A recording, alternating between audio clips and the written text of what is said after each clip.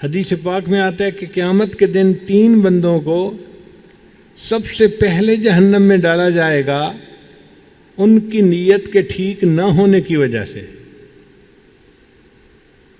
ان میں سے ایک عالم ہوگا، اللہ تعالیٰ فرمائیں گے تو نے دنیا میں کیا کیا؟ یا اللہ میں نے مدرسے بنوائے، طلباء کو پڑھایا، میں نے ساری زندگی علم کی خدمت کی۔ اللہ فرمائیں گے ہاں تو نے یہ اس لیے سب کچھ کیا تھا کہ لوگ تجھے بڑا عالم کہیں، فقد قیل، تجھے کہا جا چکا، اب میرے پاس تمہارے لیے کچھ نہیں، فرشتوں اس کو لے جاؤ اور جہنم میں جا کے اوندا لٹکا دو۔ تو عالم کو سب سے پہلے اوندا جہنم میں ڈالا جائے گا۔ پھر اس کے بعد ایک سخی کی باری آئے گی جس نے خوب پیسہ خرچ کیا ہوگا، یا اللہ میں تو ساری زندگی خرچ کرتا رہا۔ اللہ تعالیٰ فرمائیں گے ہاں تو اس لیے خرچ کرتا تھا کہ لوگ تجھے سخی کہیں، بڑی تعریفیں لوگوں نے تیری کر دیں، میرے پاس کوئی تیرا عمل نہیں ہے، فرشتوں لے جاؤ اس کو جہنم میں جا کے ڈال دو۔ پھر تیسرا بندہ مجاہد ہوگا،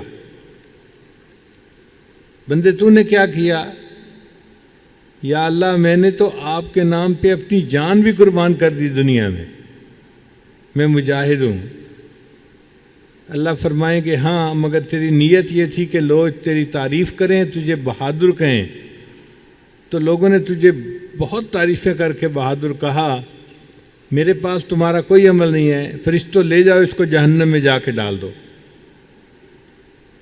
تو دیکھو 3 آدمی ہیں اور تینوں نے گناہ نہیں کیا، ایک نے علم کی خدمت کی، دوسرے نے فلاحی کام کیے اور تیسرے نے جہاد کیا، مگر یہ تینوں نیک کام کرنے والے بندے نیت کی خرابی کی وجہ سے جہنم میں جا رہے ہیں،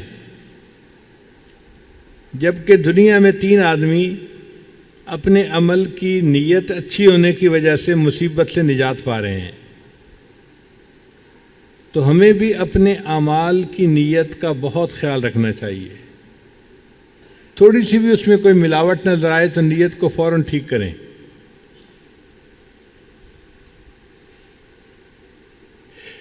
نیت ٹھیک کیسے ہوتی ہے؟ اس کے 3 طریقے ہیں۔ پہلا طریقہ کہ کام کے اول اور درمیان آخر پہ اپنی نیت کو چیک کرتے رہیں کہ میں یہ کیوں کر رہا ہوں، اگر کوئی اس میں کمی بیشی نظر آئے تو نیت کو پھر ٹھیک کریں۔ انسان کو اختیار ہے، وہ جو نیت کرنا چاہے وہ کر سکتا ہے، تو اپنی نیت کو ٹٹولتے رہنا یہ پہلا عمل ہے۔ اور دوسرا عمل مخلص لوگوں کی صحبت اختیار کرنا۔ خربوزے سے خربوزہ رنگ پکڑتا ہے، جب اللہ والوں کی صحبت میں بندہ رہتا ہے تو ان کی صفات بندے میں منتقل ہوتی ہیں، اور انسان کو بھی اخلاص کے ساتھ اعمال کرنے کی توفیق نصیب ہو جاتی ہے۔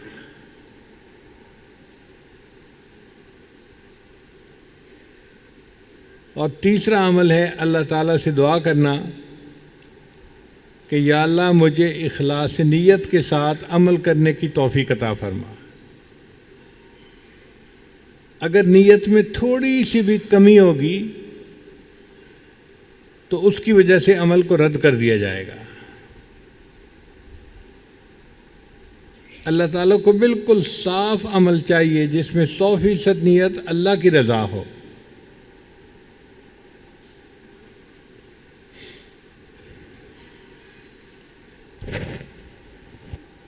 سونار لوگ جو جیولری بناتے ہیں تو انگوٹھیوں میں ڈائمنڈ لگاتے ہیں،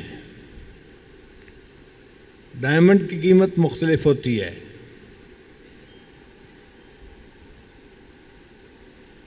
اور اس کی قیمت بڑھتی بھی عجیب طریقے سے ہے۔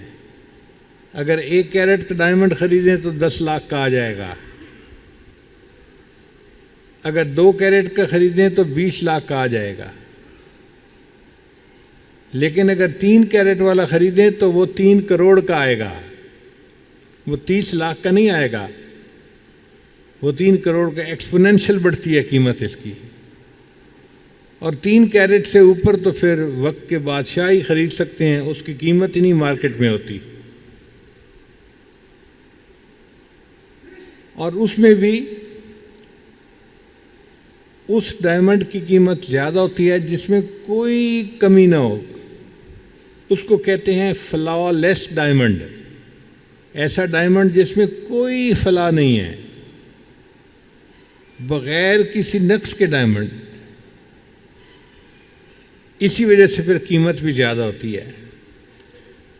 اس ڈائمنڈ کی کیا خوبی ہوتی ہے؟ جس ڈائمنڈ میں کوئی فلا نہیں ہوتا، اس پر جب روشنی پڑتی ہے تو وہ بالکل ستارے کی طرح چمکتا ہے۔ تو عورتیں اس کو جیولری میں استعمال کرتی ہیں تو ان کی انگوٹھی کا نگینہ ستارے کی طرح چمک رہا ہوتا ہے، اس لیے پھر قیمت بھی بہت زیادہ۔ اسی طرح انسان کے عمل کا معاملہ ہے کہ جب وہ فلا لیس ہوتا ہے، صرف اللہ کی رضا کے لیے کیا جاتا ہے، تو وہ ستارے کی طرح چمکتا ہے اور اللہ تعالیٰ بھی زیادہ اجر دے کر اس عمل کو قبول فرما لیتے ہیں۔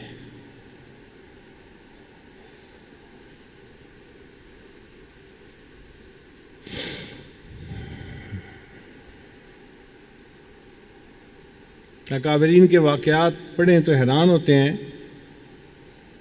کہ وہ کس طرح اللہ کی رضا کے لیے ہر عمل کرتے تھے۔ حضرت علی رضی اللہ تعالیٰ عنہ نے ایک مرتبہ ایک کافر سے مقابلہ کیا اور اس کو زمین پر گرایا اور چاہتے تھے کہ اس کو تہ تیک کر کے ختم کر دیں۔ اس کم بخت نے کیا کیا؟ حضرت علی عنہ کے چہرے پہ تھوک دیا۔ اب جیسے ہی اس نے چہرے پہ تھوکا، حضرت علی عنہ نے اس کو چھوڑ دیا۔ وہ خود بھی حیران کہ ہونا تو یہ چاہیے تھا کہ پہلے اگر قتل نہ بھی کرتے تو میں نے چہرے پہ تھوکا ہے تو اب غصے میں آ کے قتل کر دیتے، مگر معاملہ الٹا ہوا۔ اس نے پوچھا آپ نے مجھے چھوڑ کیوں دیا؟ حضرت علی عنہ نے فرمایا میں تجھے اللہ کی رضا کے لیے قتل کر رہا تھا، جب تو نے میرے چہرے پہ تھوکا تو مجھے غصہ آیا، اب اگر میں قتل کرتا تو یہ میری اپنی ذات کا غصہ بھی شامل ہوتا، اللہ کی رضا نہ ہوتی، تو میں نے چھوڑ دیا کہ میں کوئی کام اپنی وجہ سے نہیں کر سکتا، میں اللہ کے لیے کرنا چاہتا ہوں۔ اس سے اندازہ لگائیے کہ ہمارے اکابرین کتنا باریکی کے ساتھ اپنے عمل کی نیت کو دیکھتے تھے، خوردبین لگا کے دیکھتے تھے۔ کہیں تھوڑا سا بھی اونچ نیچ ہو جاتی تو فوراً اپنی نیت کو ٹھیک کرتے تھے۔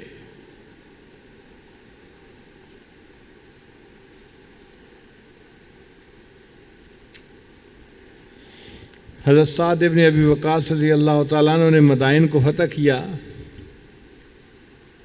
تو اللہ تعالیٰ نے مسلمانوں کو بہت سارا مال غنیمت دیا۔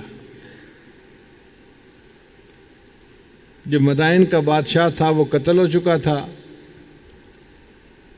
اور بہت سارا مال مسلمانوں کے ہاتھ لگا تھا، تو مسلمانوں کے امیر نے اعلان کروایا کہ جس مجاہد کے پاس جو کچھ بھی ہے وہ لا کے اس کو اپنے امیر کے پاس جمع کروا دے، پھر ہم حساب سے اس کو سب مجاہدین کے اندر تقسیم کریں گے۔ چنانچہ جس کے پاس جو کچھ تھا سب لوگ لے کے آئے۔ اب سامان تو بہت سارا آ کے جمع ہو گیا، لیکن ایک چیز مسنگ تھی کہ جو بادشاہ کو قتل کیا گیا تھا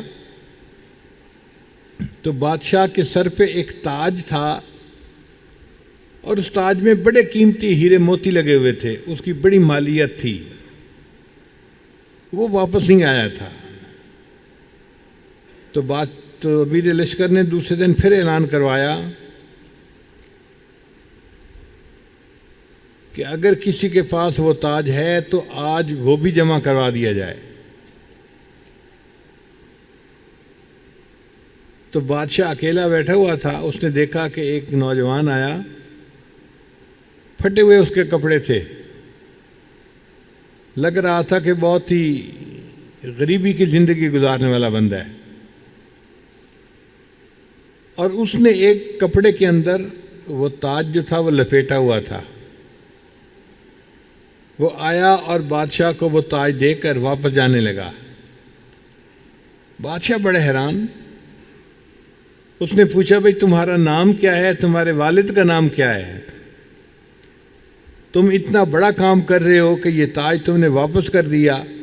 کسی کو پتہ نہیں تھا کہ یہ تاج کس کے پاس ہے۔ اگر وہ اس تاج کو خود بیچتے یا اس کے ہیرے جواہرات کو ایک ایک کر کے بیچتے تو پوری زندگی ان کی آرام سے گزر جاتی، مگر انہوں نے لا کے اس کو جمع کروا دیا۔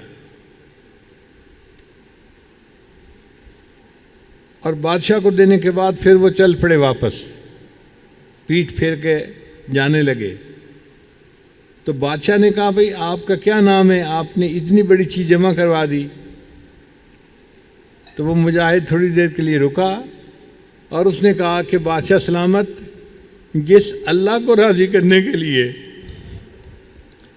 یہ تاج میں نے آپ کے پاس جمع کروا لیا ہے، وہ اللہ میرا بھی نام جانتا ہے اور میرے باپ کا بھی نام جانتا ہے۔ آپ کو بتانے کی کیا ضرورت ہے؟ جس اللہ کو میں نے راضی کرنا ہے وہ اللہ میرا نام بھی جانتا ہے، میرے باپ کا بھی نام جانتا ہے۔ امیر لشکر اس کے جواب سے اتنا خوش ہوئے کہ اس کے بعد جب کبھی کسی مصیبت میں گرفتار ہوتے تھے تو اس مجاہد کے اس عمل کو اللہ کا سامنے واسطہ بنا کر پیش کرتے تھے، اور وہ فرماتے ہیں کہ میں نے جب بھی اس مجاہد کے اس عمل کا واسطہ اللہ کو پیش کیا، اللہ نے پوری زندگی میری ہر دعا کو قبول فرمایا۔ تو جو عمل اخلاص کے ساتھ کیا جاتا ہے، اللہ تعالیٰ اس عمل سے اتنا خوش ہوتے ہیں۔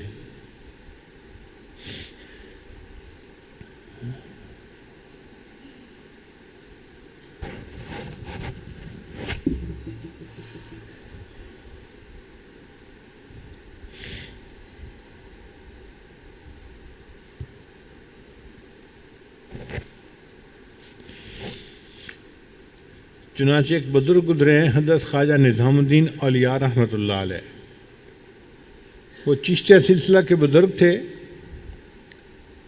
اور ان کے ہاں محفل سماع ہوتی تھی، جیسے ہمارے ہاں مراقبہ ہوتا ہے،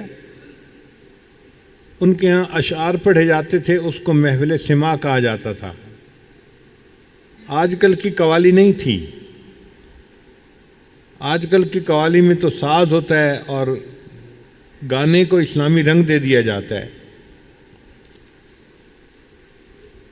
وہ اچھی آواز کے ساتھ اللہ کی محبت میں، نبی علیہ السلام کی محبت میں اشعار پڑھتے تھے، اس کو محفل سماع کہا جاتا تھا۔ تو حضرت خواجہ نظام الدین اولیاء رحمۃ اللہ علیہ کبھی کبھی وہ مجلس منعقد کرواتے تھے۔ حکومت کی طرف سے ایک بڑے عالم تھے، قاضی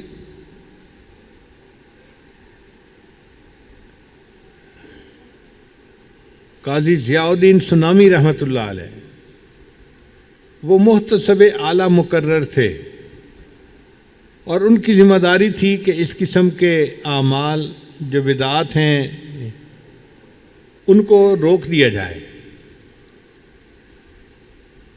تو قاضی ضیاء الدین سنامی رحمۃ اللہ کو جب پتہ چلتا کہ فلان جگہ پہ محفل سماع ہو رہی ہے، وہ وہاں پہنچتے اور اس محفل کو ختم کروا دیتے، لوگوں کو اٹھا دیتے، گھروں میں بھیج دیتے۔ اب جو سالکین تھے ان کو بڑا غصہ آتا، ہمارے شیخ اللہ کی محبت بڑھانے کے لیے ایک محفل کروا رہے تھے، اور محفل اتنی جمی ہوئی تھی اور مزہ آ رہا تھا، اور یہ مولوی صاحب آئے، یہ پتہ نہیں کیا رف اینڈ ٹف ذہنیت رکھنے والے ہیں، اور یہ آ کے کہنے لگے کہ سب چلے جاؤ یہاں سے، تو انہوں نے محفل ختم کروا دی۔ تو ان کی طبیعتوں میں اور ان کے مریدین کی طبیعتوں میں غصہ تھا قاضی صاحب کے بارے میں، مگر چونکہ قانون قاضی صاحب کے ساتھ تھا تو وہ آگے سے بات کچھ نہیں کر سکتے تھے۔ اللہ کی شان دیکھیں کہ قاضی ضیاء الدین سنامی رحمۃ اللہ بیمار ہو گئے۔ کوئی ہم جیسا ہوتا تو خوشیاں مناتا، دیکھو جی ساری زندگی انہوں نے ہماری مخالفت کی، اب اللہ نے پکڑا نا ان کو، اب یہ بیمار ہوئے، اب دیکھو ان کی جو ہے نا وہ باری آئی ہے۔ مگر اکابرین کے اندر اخلاص تھا، وہ اپنی ذاتیات کی وجہ سے ایک دوسرے سے دشمنی نہیں کرتے تھے۔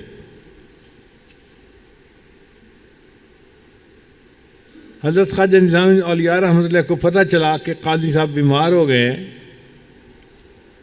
اور بیماری جو ہے وہ زیادہ خطرناک ہے، تو وہ چلے کہ میں جا کے ان کی عیادت کرتا ہوں، بیمار پرسی کرتا ہوں۔ دروازے پر پہنچے اور انہوں نے دروازہ کھٹکھٹایا،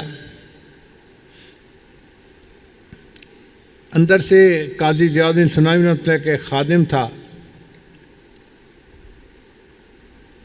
اس نے آ کے دروازہ کھولا، دیکھا کہ نظام الدین اولیاء رحمۃ اللہ کھڑے ہیں، پوچھا کیسے آئے؟ انہوں نے کہا جی کہ میں عیادت کے لیے حاضر ہوا ہوں، پتہ چلا بیمار تھے۔ اس نے جا کے قاضی صاحب کو بتایا، قاضی صاحب نے کہا بھئی بات یہ ہے کہ ان کے ساتھ میری ایکویشن کوئی شروع سے ٹھیک نہیں ہے، اور یہ میرا اب مرنے کا وقت ہے، اور میں نہیں چاہتا کہ کوئی ایسی بات ناخوشگوار پیش آئے کہ میری طبیعت کے اوپر تقدر ہو، تو آپ ان سے معذرت کر دیں کہ میں اس وقت رجوع اللہ کی کیفیت میں ہوں، میں کسی سے ملنا نہیں چاہتا۔ تو جب انہوں نے یہ پیغام بھجوایا تو خواجہ نظام الدین اولیاء رحمۃ اللہ علیہ فکر مند ہوئے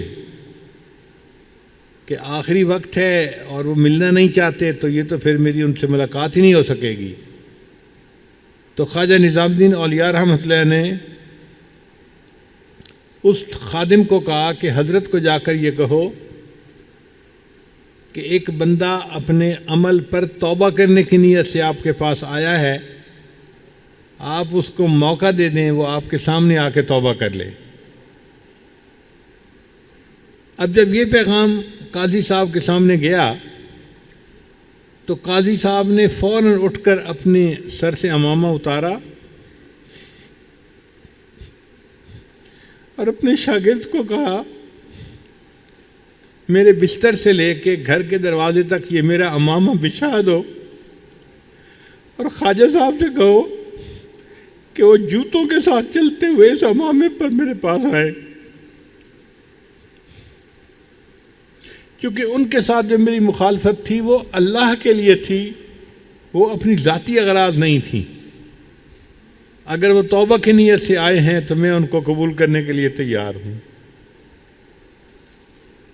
تو ہمارے اکابر اپنے اعمال میں اس قدر اخلاص کا خیال رکھا کرتے تھے۔